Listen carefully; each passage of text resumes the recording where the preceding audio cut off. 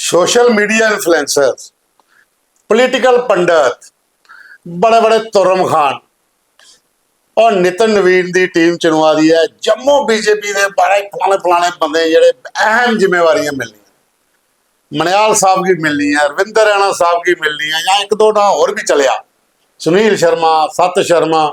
चलो सुनील होर कहा LOP तो 7 होर MP बनी गए, पर तां भी मते सारे नाम चला दे कि नितिन नवीन की टीम के बंदे आई जाने, तो कन्नै जेडे गेदर बीजेपी छड़ी है वो भी वापस आई जाने। होया कख नहीं, टीम तो अनाउंस हुई। खैर चलो चलने आगे गल करते हैं। तो आप देख रहे हैं द न्यूज रूम 24 आवाज और मैं हूं पवन शर्मा, मेरे साथ हैं दीपक खजूरिया। तो दीपक से ही पहले बात करते हैं। दीपक जी, नई टीम तो चुन ली गई पर जम्मू से कोई नहीं आया।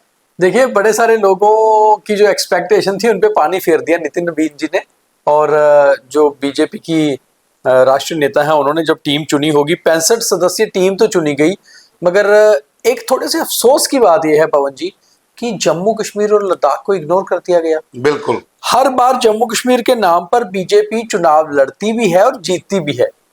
बीजेपी जम्मू कश्मीर के नाम पर दिल्ली से लेकर कन्याकुमारी तक नारेबाजी भी होती है। जिस कश्मीर को खून से सींचा वो कश्मीर हमारा है तो हमारा, मगर वहां से एक सदस्य को वाइस प्रेसिडेंट, जनरल सेक्रेटरी ये कम से कम दिया जा सकता था, किसी को भी नहीं लिया। यहाँ पर इतनी उम्मीदें थी, अब बेचारे उन नेताओं के मतलब उम्मीदों पर भी पानी फेरा है। पहले तो उनकी बात कर लेते हैं जिन पे पानी फिरा है। देखिए, 65 सदस्य टीम में 13 vice president, 8 national general secretary और 16 नेशनल सेक्रेटरी सहित एक IT हेड चुना गया, मगर जम्मू कश्मीर सूखे की मार से ग्रस्त रहा बीजेपी में। बरखा वैसे बारिश तो हो रही है, बारिश जम्मू कश्मीर में, जैसे हम कहते हैं जम्मू में बारिशें नहीं हो रही है, वैसे ही बीजेपी की जो थी ना बारिश, वो जम्मू कश्मीर में नहीं हुई। वैसे इसको हम ऐसा भी कह सकते हैं कि बीजेपी की ओर से अलर्ट जारी किए थे, ऑरेंज अलर्ट, फलाना अलर्ट, पर हुआ कुछ नहीं। ऑरेंज अलर्ट था, वैसे तो भगवा अलर्ट ही होता है। अब बात करें, रविंदर रैना का नाम टॉप पर था कि उन्हें जनरल सेक्रेटरी तो कम से कम लिया ही जा सकता है। इवन ये भी कहा जा रहा था कि भाई सेक्रेटरी छोटी पोस्ट है, उनको जनरल सेक्रेटरी लिया जाएगा।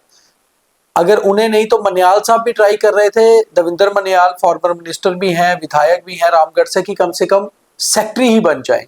ऊपर सेटिंग भी करने की कोशिश की गई थी। सत शर्मा का भी नाम था कि शायद उन्हें अगर अध्यक्ष पद से हटाया जाता है, क्योंकि MP वो ऑलरेडी है, तो शायद उन्हें राष्ट्रीय टीम में जनरल सेक्रेटरी या सेक्रेटरी की जगह मिले। वहीं दूसरी ओर सुनील शर्मा का भी नाम था कि जैसे वो बेहद करीब माने जा रहे हैं इस समय होम मिनिस्टर अमित शाह के, तो उनको आशीर्वाद मिल सकता है।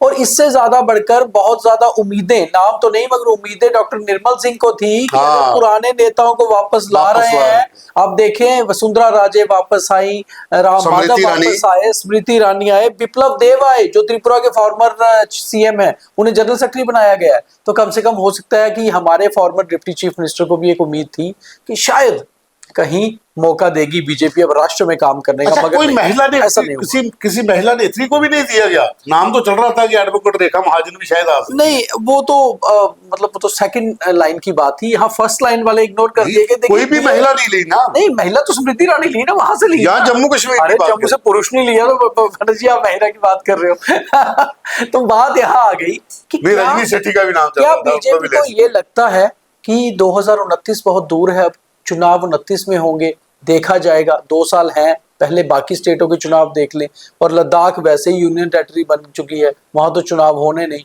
तो क्या जरूरत है यहाँ रिप्रेजेंटेशन देने की। मगर जब बात जम्मू कश्मीर के मुद्दों पे आती है तो प्रधानमंत्री से लेकर पार्टी के अध्यक्ष तक कहते हैं कि हमारे लिए जम्मू कश्मीर बेहद जरूरी है, सर्वप्रथम। और इस बार तो हम ये भी सोच रहे थे कि हो सकता है किसी कश्मीर के सदस्य को मौका मिल जाए, कश्मीर के किसी नेता को उठाकर राष्ट्रीय टीम में चाहे सेक्रेटरी ही बनाया जाए, मगर जगह मिले, क्योंकि कश्मीर बीजेपी की वैसे भी कमजोर कड़ी रही है, कोई भी विधायक इनका पिछली बार नहीं आ पाया था। तो इस हिसाब से ये लगता है कि कहीं ना कहीं बीजेपी जम्मू कश्मीर को वो प्राथमिकता नहीं देना चाहती जो प्राथमिकता उनके बयानों में या उनके संदेशों में दिखती है। वो जब डिसीजन मेकिंग की बात आती है, जहां फैसले होने हैं बीजेपी के, जिन नेताओं ने फैसले करने हैं, उस टीम में जगह नहीं मिली जम्मू कश्मीर और अब कुछ लोग कहेंगे कि तरुण चुग को लिया गया है। तरुण चुग तो प्रभारी थे भाई जम्मू कश्मीर के। नहीं, देखिए तरुण चुग की भी डिमोशन हुई है उस हिसाब से, लिया नहीं गया है। वो जम्मू कश्मीर के प्रभारी थे और नेशनल जनरल सेक्रेटरी थे। उन्हें क्या बनाया गया है?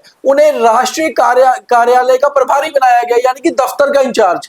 एक आदमी एक जम्मू कश्मीर जैसी यूटी का प्रभारी है, उसे आपने दफ्तर का प्रभारी बना दिया, और दूसरा आपने उनको एमपी बना दिया था, इसलिए जनरल सेक्रेटरी की पोजीशन उनसे वापस ले। अच्छा, एक चीज और अब बात यह है कि तरुण चुग को भी क्यों दिया गया? जम्मू कश्मीर की वजह से नहीं, क्योंकि वो पंजाब से आते हैं और पंजाब में चुनाव आने वाले हैं। अच्छा, एक चीज मुझे बताइए, जम्मू कश्मीर में जो हमारे भारतीय जनता पार्टी के अध्यक्ष हैं वो इस समय एमपी हैं राज्यसभा में। अध्यक्ष का भी चेंज होना हो सकता है, और साथ में आप प्रभारी कौन होगा? देखिए, ये बहुत बड़ी चीज है, ये बहुत बड़ा सवाल है। कल से जब से राम माधव का नाम सामने आया है नेशनल वाइस प्रेसिडेंट के लिए, आपको अगर याद होगा, राम माधव आरएसएस से जब बीजेपी में आए थे तो उन्हें बहुत बड़ी जिम्मेवारी दी गई थी कि जम्मू कश्मीर में पहली बार बीजेपी की सरकार बनानी है। पॉइंट मैन थे, वही पॉइंट मैन थे पीडीपी और बीजेपी के गठबंधन के। चाहे मुफ्ती मोहम्मद सैयद से बातचीत करनी हो या उस समय के राष्ट्रीय अध्यक्ष अमित शाह से, उन्होंने ही सारी बातचीत फाइनल करके नईम अख्तर पीडीपी की तरफ से और बीजेपी की तरफ से राम माधव वो सरकार बनवाई थी। और ना केवल बनवाई थी, कहा जाता था कि ये सरकार चला भी राम माधव रहे हैं दिल्ली से बैठकर, और जब सरकार गिरानी थी तो भी राम माधव ने ही गिराई थी। तो अगर आपको याद होगा 2024 में पवन जी फिर एक बार छोटा सा इन्हें एक्स्ट्रा एडिशनल इंचार्ज का काम दिया गया था, जब बीजेपी को टिकटें देनी थी तो कोशिश की गई थी कि कश्मीर से दोबारा से कोशिश की जाए। और बड़ी चीज, आज भी राम माधव के बनाए हुए बीजेपी के नेताओं को जम्मू कश्मीर में पावर है। उनमें से अब रक्षा द्राबी देख लें, हिना भट्ट देख लें, चाहे उनका कार्यभार खत्म हो चुका है, और बहुत सारी ऐसी महिला नेताओं को उन्होंने कश्मीर से खड़ा किया था, जिन्हें बीजेपी ने अच्छे से कश्मीर में ये समझ लीजिए कि वोट बैंक के लिए या कामकाज के लिए इस्तेमाल भी किया और उन्हें पावर भी दी। तो राम माधव को जम्मू कश्मीर का अगर प्रभारी बनाया जाता है तो अचंभा नहीं होगा। तो अगर अध्यक्ष पद की बात करें, जो हमारे स्टेट प्रेसिडेंट है इस समय जेके के प्रेसिडेंट साथ शर्मा, क्या रविंद्र रैना की वापसी हो सकती है दोबारा स्टेट प्रेसिडेंट? देखिए, दो चीजें हैं। सत शर्मा हालांकि 2 साल के लिए बनाए गए हैं, मगर सत शर्मा को बीच में 2 साल से कम पे भी रोका जा सकता है, क्योंकि आपने उन्हें एमपी बना दिया है। और दूसरा, बीजेपी के भीतर काफी कुछ जैसे आ रहा है, जैसे बीजेपी का एक बड़ा ट्रेडिशनल चीज होती है कि बीजेपी का जो प्रेसिडेंट हो उसके पास ज्यादा बाकी पोस्टें ना हो, क्योंकि उन्हें प्रवास करना होता है। मान लीजिए वो जम्मू कश्मीर के अध्यक्ष हैं तो कभी कुपवाड़ा जाकर रहना है, कभी पुंछ जाकर 2 दिन रहना है। तो ऐसे में सत शर्मा क्योंकि बहुत व्यस्त रहते हैं आजकल, हालांकि उनका एक बहुत खासियत है, उनमें सबको साथ लेकर चलने वाली उनकी एक बहुत खासियत है, और बयान कम देते हैं। तो जो बयान कम देता है वो पार्टी में सबको सूट भी करता है, सबके साथ उनकी जो है संबंध अच्छे हैं, इसमें बहुत खासियत है।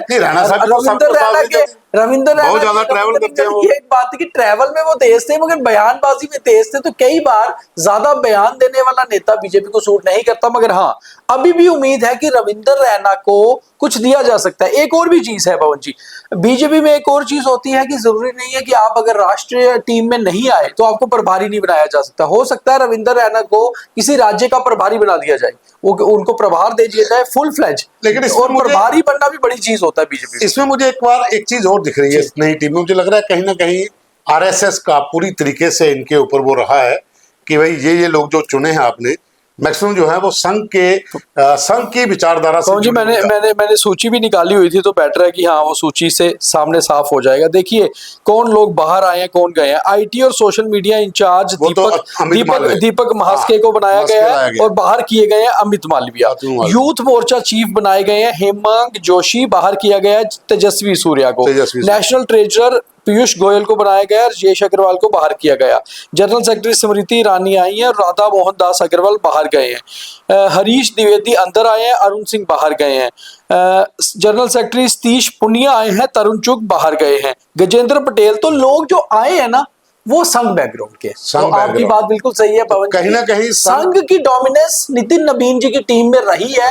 और जब नितिन नबीन आए थे तब भी ये कहा जा रहा था कि एक नया चेहरा है, मगर वो संगठन के पुराने आदमी थे। तो संगठन का रोल रहा है, ये माना जा रहा है इस टीम में। और ये सारा कुछ अच्छा, बड़ी एक और चीज देखने वाली बात क्या है, पंजाब चुनाव को लेकर जो एक मैं लाइन ऐड करना चाहूंगा कि संघ की ज्यादा चली है वो कैसे पता चलता है कि बीएल संतोष, विनोद तावड़े, सुनील बंसल, ये सभी लोग अपनी अपनी पोजीशनों पे वापस रहे हैं। इन्हें किसी को हटाया नहीं गया। तो इससे ये लगता है, आपने पंजाब की बात कर रहे थे। अच्छा, पंजाब की बात मैं इसलिए कर रहा था कि नितिन नवीन की जो नई टीम है, पंजाब में चुनाव है, इसमें कुछ ऐसे चेहरे आए हैं जो चुनावों को देखकर लाए गए लगते हैं मुझे। देखिए, मनप्रीत सिंह बादल जो कि पंजाब के पूर्व मुख्यमंत्री प्रकाश सिंह बादल के भतीजे और सुखबीर बादल के चचेरे भाई, उनको लाया गया।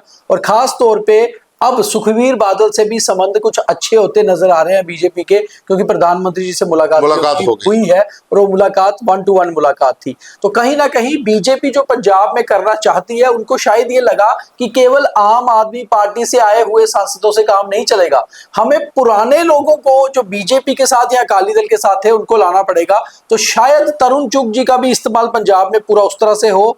और पंजाब इलेक्शन, और दूसरी ओर पहुंचे, एक बड़ी इंपॉर्टेंट चीज ये रही कि 2 मुस्लिम चेहरे लाए गए हैं, जिसमें तारिक मंजूर जो यूपी से आते हैं, मुस्लिम फेस है, और मुस्लिम माइनॉरिटी मोर्चा के चीफ भी उन्हें बनाया गया है।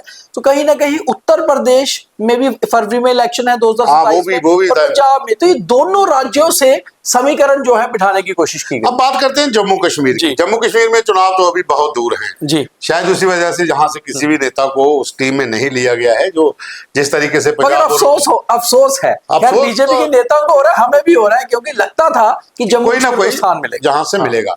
लेकिन हम ओवरऑल अगर हम बात करें तो दीपक जी, एक सवाल ये भी बन रहा है, क्या जम्मू कश्मीर की भाजपा को हाशिए पे रख दिया है सेंटर ने इस बार? देखिए, हमेशा से ना जम्मू कश्मीर में एक बात होती है, चाहे बीजेपी के नेता खुले मंच से ना बोलें, कैमरा के सामने ना बोलें, मगर जब बैठते हैं अकेले में तो ये बात जरूर करते हैं कि ज्यादा फर्क नहीं पड़ता बीजेपी को जम्मू कश्मीर से। उनको ये लगता है कि जम्मू तो वैसे ही हमारा है और कश्मीर में हमें ज्यादा कुछ मिलना नहीं है, हमें समय लगना है वहां जीतने के लिए। तो इसलिए जम्मू कश्मीर के डिसीजन, और वैसे भी अब जम्मू कश्मीर यूटी है, डिसीजन तो आपने दिल्ली से बैठ के करने हैं, तो इसलिए उन्हें लगता है कि जम्मू कश्मीर का जो फैसला होगा वो जम्मू कश्मीर पे मंजूर ही होगा, हमें सिर्फ फैसला करना है। मगर जम्मू कश्मीर का जो बीजेपी कार्यकर्ता है पवन जी, नेता नहीं कार्यकर्ता, वो कल से मायूस हुआ है। क्योंकि कार्यकर्ता की एक उम्मीद होती है कि एक बड़ा नेता राष्ट्रीय टीम में यहाँ से होना चाहिए, हम उनसे बातचीत करें। उनको ये लगता था चाहे डॉक्टर जितेंद्र सिंह को ही जगह दे दें, चाहे डॉक्टर निर्मल सिंह को ही जगह दे दें, एक शख्स ऐसा हो जो राष्ट्र टीम में बैठा हो, ताकि कई बार राष्ट्र टीम तक कोई बात पहुंचानी हो तो कोई एक सदस्य होता है। और पहले क्या हुआ करता था कि जम्मू कश्मीर में जो प्रचारक हुआ करते थे वो भी बहुत बड़े नेता हुआ करते थे। जैसे मान लीजिए यहाँ के प्रांत प्रचारक जो होते हैं आरएसएस के, यहाँ पर अरुण जी रहे हैं, इंद्रेश जी रहे हैं, तो इतने बड़े चेहरे रहे हैं संघ के कि उनके जरिए बात दिल्ली बीजेपी दफ्तर में चली जाया करती थी। अब भी उनके जरिए ही जाएगी, तो जाएगी। मगर एक चीज है, अब बीजेपी कार्यकर्ताओं की सिर्फ एक चीज पे नजर है कि क्या राम माधव यहाँ प्रभारी आते हैं या इस बार प्रभारी भी कोई नए लाए जाते हैं, और जो नए लाते हैं वो कैसे चलाएंगे, ये देखना बहुत इंपॉर्टेंट होगा। देखिए, बात कर रहे थे हम जम्मू कश्मीर से, भाजपा का कोई भी सदस्य नितिन नवीन की टीम में नहीं है। उम्मीदें जो लगी थी वो सब दरी की दरी रह गई। और एक बात बिल्कुल दीपक ने सही कही कि जो कैडर है भारतीय जनता पार्टी का, आम कार्यकर्ता, वो इसलिए भी निराश है कि यहाँ के किसी भी नेता को उस स्तर के ऊपर राष्ट्रीय टीम में नहीं रखा गया है जैसा यहाँ से सोचा जा रहा था। और जो र्यूमर्स थे, जो पहले चल रहा था वो जाएगा वो सब तो चलो खत्म हो गया। लेकिन भारतीय जनता पार्टी के उन नेताओं को भी अफसोस है, आम लोगों को भी अफसोस है जो भाजपा से जुड़े हुए हैं, जो उनकी विचारधारा से जुड़े हुए हैं। हर कोई चाहता था कि यहाँ से कोई ना कोई लीडर वहां पर हो। और ये भी एक बड़ी उम्मीद थी कि जो भारतीय जनता पार्टी को छोड़कर गए हुए कुछ ऐसे युवा चेहरे थे, शायद उनकी वापसी नितिन नवीन के इस टीम के जरिए ही हो जाए, चाहे उनको जगह मिले ना मिले, लेकिन वो भारतीय जनता पार्टी में उनको वापस ला रखते हैं। वो भी नहीं हुआ, तो अब इंतजार करना पड़ेगा। हो सकता है कि जब चुनावों से पहले एक बार फिर कोई फेरबदल हो और यहाँ के नेताओं को शायद फिर मौका मिल जाए। धन्यवाद।